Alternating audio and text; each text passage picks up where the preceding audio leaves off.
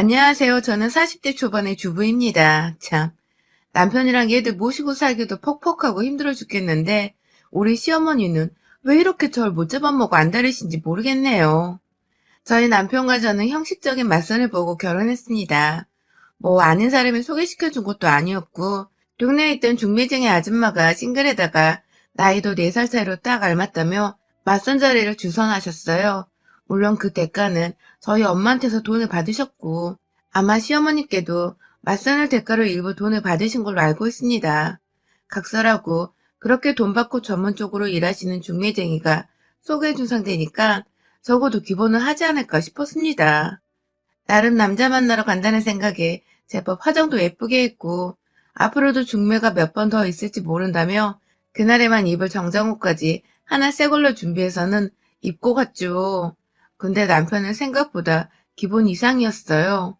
맨날 또래의 청바지 입은 친구들만 보다 회사 다니고 양복 입은 사람을 보니 제가 다른 세계 사람 같다면서 어디다 눈을 맞춰야 할지 몰라 했던 그 시절의 기억이 문득 나네요. 그렇게 좋아해서 결혼을 했고 20대 때부터 오로지 이 남자 옆에서 붙어 살면서 자식도 둘을 낳고 나름 열심히 내조를 하면서 지냈습니다. 그런데 참 우리 시어머니가 별나시더라고요. 막내 아들을 저한테 뺏긴 게 뭐냐 아쉽고 서운하셨는지 아니면 다른 집 시어머니들처럼 그냥 제가 며느리라 미우셨던지 그렇게 뭐 하나 시켜먹지 못해서 늘 안달이셨습니다. 시댁에 가면 남편이 어른들께 인사를 드리고 있으니 저도 옆에서 같이 인사를 드리고 있었을 뿐인데 거기 그러고 서 있지 말라며 저를 망신 주는 말로 불러내서는 인사도 생략하고서 부엌에서 일을 하게 하시더라고요. 제가 그냥 남편 옆에서 멀뚱멀뚱 서 있는 것 자체가 짜증이 나고 마음에 차지 않으셨던 모양이었습니다. 저야 뭐 그 어린 나이에 시집을 가서 어른이 하라면 하라는 대로 해야 했던 때였던지라 별다른 말대꾸를 해보겠다는 생각조차 하지를 못한 채 시어머니 말씀에 굽신거리기만 했죠. 아이들이 태어나고 나서도 상황은 그리 달라지지 않았습니다. 제가 딸도 맘이거든요. 딸이 둘인데 아들 하나 더 낳을 생각을 안 하고 산다며 애들이 말귀를 다 알아듣는 나이가 되어서까지 제 앞에서 아들도 못 낳는 며느리 라며 흉을 보셨고 제가 도시로 이사를 나오기 직전까지는 매일같이 저희 집에 들락날락 하시면서 볼 일도 없는데 일부러 볼 일을 만들어서는 제 옆에 와서 닭다리를 하고 잔소리를 하시다가 급기야 아들 타령을 하며 아들 낳으란 소리를 1시간 넘게 하시다가 집으로 돌아가곤 하셨습니다. 오죽했으면 저희 둘째가 엄마를 부를 때 며느리라며 부르기도 했었다니까요. 옆에서 수시로 저희 집을 찾아오시는 시어머니가 늘 며느리 하면서 아들 타령을 하시는 바람에 둘째가 그 말과 말투를 그대로 배운 것이었죠. 천만다행히도 둘째는 저한테 아들 타령을 하지는 않았지만 늘 허구한 날 제 배를 만지면서 조그만 배가 튀어나와 있으면 엄마, 여기 아들 있어? 하면서 시어머니 말투를 쏙 빼다닮은 채로 저한테 물어보곤 했고 그때마다 저는 온몸에 닭살이 돋을 정도로 소름이 돋아 죄 없는 아이로 혼내곤 했습니다. 절대로 할머니 말투를 따라하지 말고 배우려 하지도 말라며 그때 제 손으로 아이 등짝을 때리던 순간은 아직도 제 눈에서 피눈물이 나오게 하는 기억 중 하나예요. 아무튼 시어머니의 아들 타령과 더불어 집에 하도 찾아오는 듯한 그 더럽고 짜증나는 버릇은 저희 네 가족이 도시로 이사를 가게 되면서 뚝 멈추게 되었습니다. 집이 머니까 노인네가 더 이상 찾아오기도 힘들어했고 저희 부부도 타지 와서 애들 학교 문제에 직장일까지 더해져 각자 정신이 없어 시부모님을 챙겨드릴 겨를이 없었거든요. 그렇게 한동안은 명절에나 가끔 찾아가서 인사를 드리는 것 말고는 절대로 시어머니를 마주칠 일이 없었고 그 바람에 참 이제서야 마음 편히 결혼 생활을 좀 해본다며 전 누구보다도 저희의 도시살이를 좋아라 했습니다. 제가 기분 좋아서 아이들을 더 웃으며 키워내고 더 이상 아들이 없다는 것에 쫓기는 기분을 느끼지 않는지라 남편에게 애먼 닥달을 하지도 않으니 우리 남편도 그런 저를 보기가 좋았나 보더라고요. 이렇게 진작 좀 웃고 살지 그랬냐며 본인 잘못으로 제가 웃음을 잃고 살았던 것 같다고 미안해하는데 그런 말 자체가 얼마나 자지러지게 스윗하던지요. 자연스레 부부 금슬은 더 좋아질 수밖에 없었고 결국 저희는 타이가 아닌 자의에 의해서 또다시 임신을 했고 막내로 아들을 가지게 되었답니다. 그렇게 시어머니가 소원하시는 것을 결국 들어드린다며 씁쓸한 기분이었지만 딸 둘에 아들 하나라니 정말 세상을 다 얻은 것 같이 제 기분도 좋았습니다. 그런데 문제는 저희 아들이 태어나면서부터 다시금 시작이 되었습니다. 시어머니가 갑작스레 손주가 보고 싶어 전날부터 잠을 잘 수가 없다며 짐을 바리바리 싸와서는 저희 집에서 그냥 숙식을 하신 겁니다. 꼭 두어 달에 한 번 정도는 그런 식으로 찾아와서 무작정 제 아들을 보셨고 그럴 때마다 아주 저를 향한 잔소리가 하늘을 찌르셨어요. 대다수는 먹는 것에 관련된 것이었는데요. 남편이 퇴근을 하고 와야 다 같이 저녁을 먹기 때문에 전 그냥 기다리고 있었을 뿐인데 저녁을 왜 6시에 안 먹냐면서 시어머니 입은 입도 아니냐고 저녁상을 2번 차리라고 해서 그 1시간을 못 기다리고 배고프다며 보채는 시어머니를 위해 제가 저녁상을 2번 차려내며 살았답니다. 그마저도 시아버지가 돌아가시게 되며 시어머니가 아주버님 집으로 들어가 사시게 되면서 저희 집을 찾아오는 정도는 더욱 심해졌어요. 아주버님네는 저희 집에서 불과 5분 정도 떨어진 곳에 있었거든요.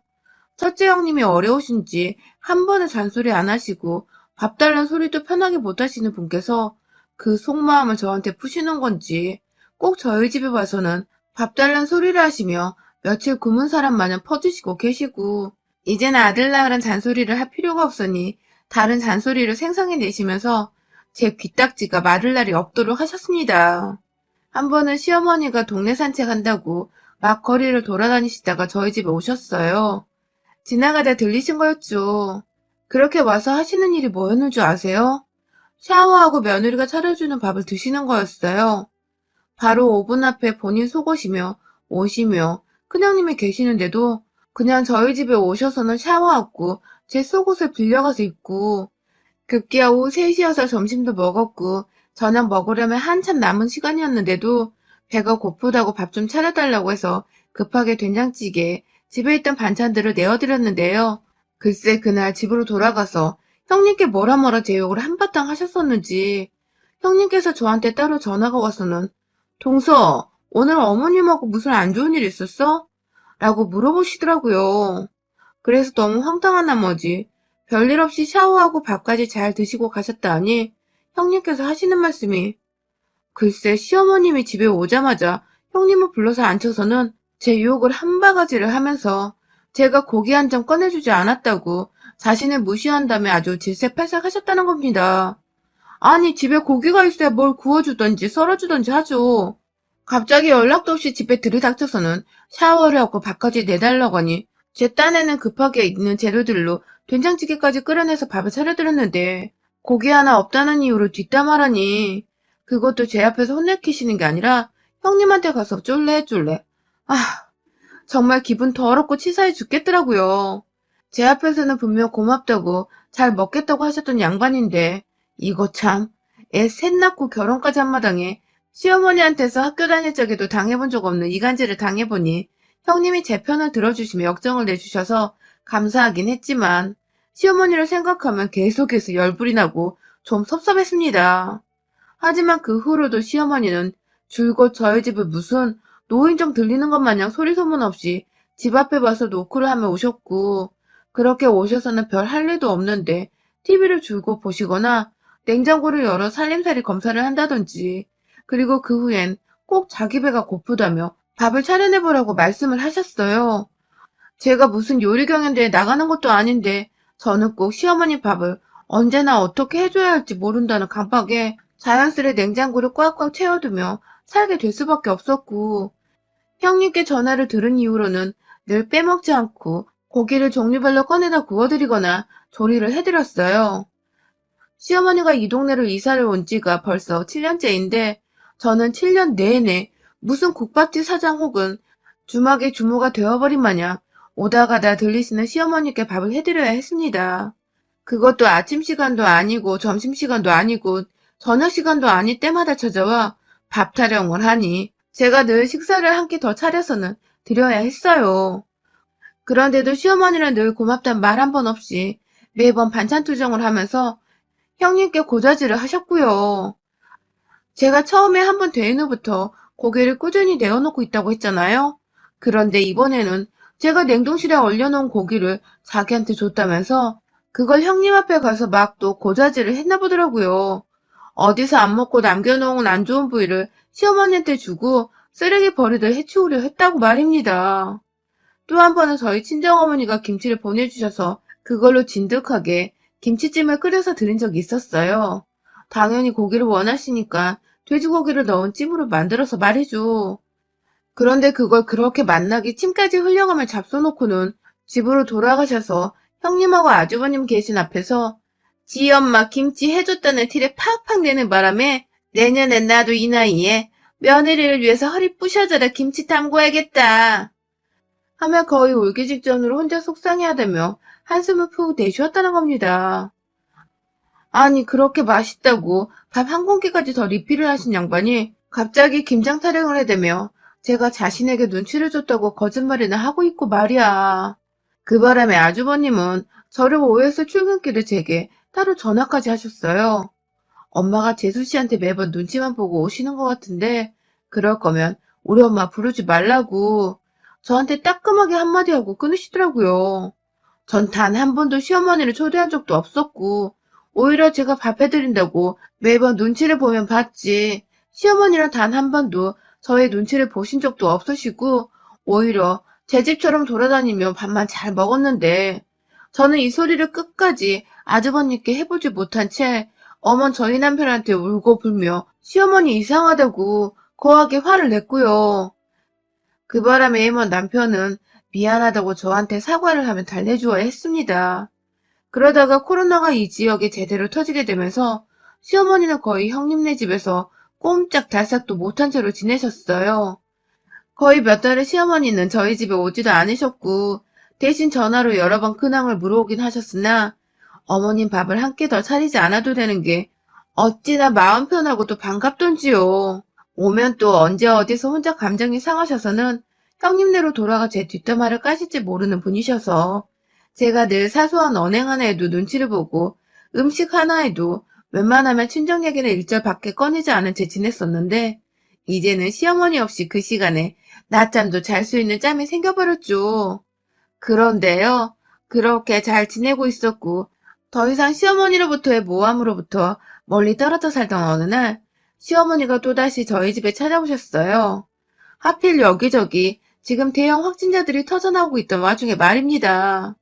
어머님 하시는 말씀이 지금 형님이 잠깐 친정에 갔다면서 집에 혼자만 있어서 심심해서 왔다가 막 좋아라 집에 들어오시는데 아휴 그게 또 그렇게 보니 외로운 노인네 같아 마음이 안쓰럽기도 하고 막 복잡하더라고요. 오랜만에 집으로 오신 시어머니께 마침 집에 있던 소고기를 구워드렸어요. 저희 남동생이 보내준 거였는데 혹시나 싶어 친정 얘기는 꺼내지도 않은 채 어제 마침 산 거라며 이것저것 막 반찬까지 꺼내드려 밥상을 차렸고 그 후에 어머님은 TV까지 소파 위에 누워보시다가 진득하게 낮잠도 주무신 후 집으로 돌아가셨어요. 그리고 그 다음날, 그 다다음날도 다시금 시어머니의 저희 집을 향한 의문의 발걸음이 시작되었습니다. 어쩔 땐 막 어디서 술을 사오셔서는 제가 차려드린 밥상에 술까지 드셨고 저희 아이들이 다 있는 와중에 술에 완전히 떡이 되셔서는 그냥 집에서 주무시고 다음날 집으로 돌아가신 적도 있었어요.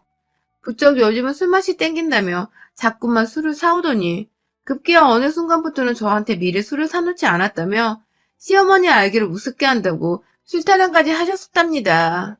그 바람에 전 집에 애가 셋이나 있는데 할머니 되는 분이 술이 떡이 되는 모습을 다 보이는 시어머니 비율을 맞추느라 술을 골라 사다 놨고 점점 시어머니의 발걸음이 잦아지던 어느 날 형님께 또 전화가 왔는데요. 글쎄 저희 어머님이 집에 가셔서는 제가 막 자신한테 술을 권한다며 술 없이는 냉장고 안에 있던 소고기도 못 먹게 해서 내가 이 나이에 고기 먹고 싶다는 이유로 술을 들이켰다며 제가 강요를 했다고 막 또 고자질을 하신 겁니다.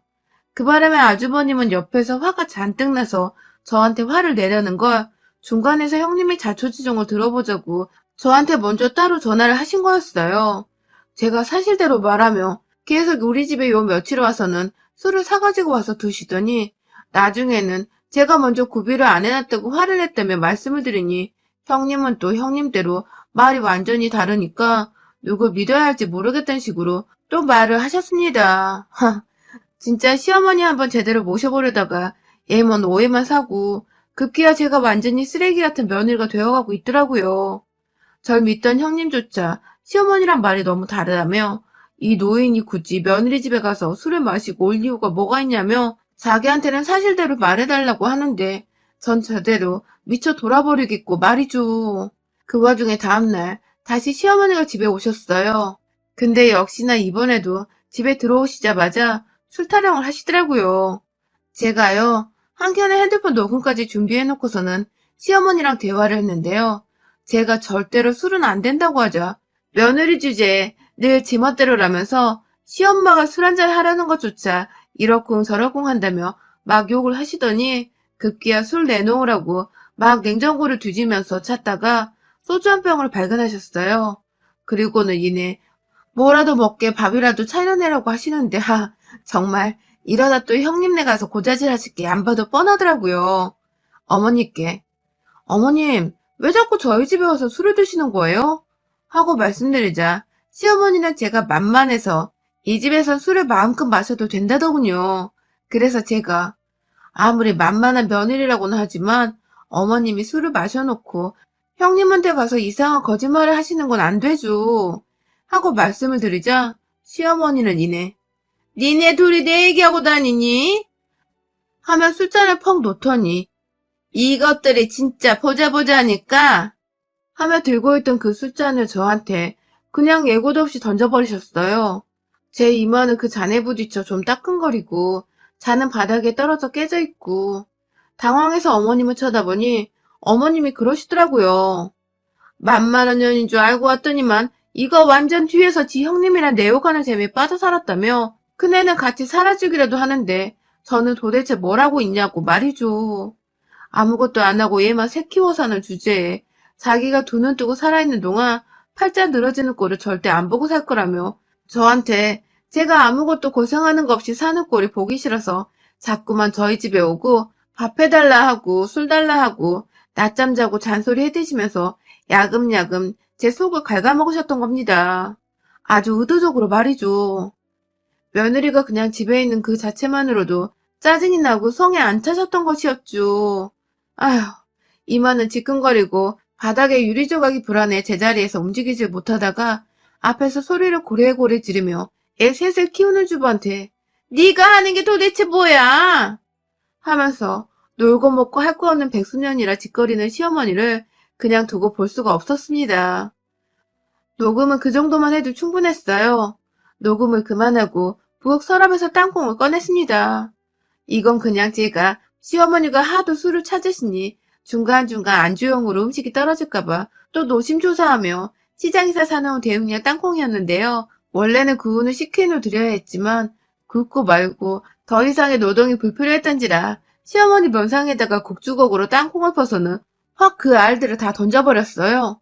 푸드득 하면 사방으로 떨어지는 땅콩에 맞아 얼굴을 가리기 바쁘던 시어머니는 더 지랄을 떨고 싶은데 땅콩에 살이 따가워 그건 힘들었던지 막 소주병 하나는 끝까지 챙겨들고 집을 나가려 하시더라고요. 전 또 그 소주병 하나가 아깝다며 시어머니 손에서 병을 뺏어든 뒤에 그냥 봉지 하나를 어깨에 이고 와장창창 시어머니한테 퍼버버렸습니다. 그걸 한두 알 맞아야 안 아프지. 굽지도 않은 딱딱한 땅콩을 폭포마냥 쏟아지는 거 막지도 못하고 다 맞으면 정말 따갑거든요. 시어머니는 중간중간 소리를 지르는 와중에도 집을 나서겠다고 발버둥치는데 저는 현관 앞에 서서 문까지 걸어 잠근 채 시어머니를 쫓아다니면서 남은 땅콩까지 모조리 다 퍼부었어요. 그리고는 이내 문을 열고는 꺼지라는 한 소리를 해드리고 제 손으로 직접 밀쳐서 집 밖으로 쫓아냈습니다. 저는 땅콩을 아무 일도 없었던 것처럼 말끔하게 치워냈고 시장에서는 새 땅콩 봉지로 새로 구비를 해놨어요. 안 봐도 시어머니가 땅콩으로 쳐맞았단 소리를 또 하고 다니실 게 뻔하니까 시어머니 말이 모두 거짓이란 거 보이기 위해 우리 집엔 땅콩이 새 걸로 그대로 있다는 거 알리고자 한 저의 방책이었죠.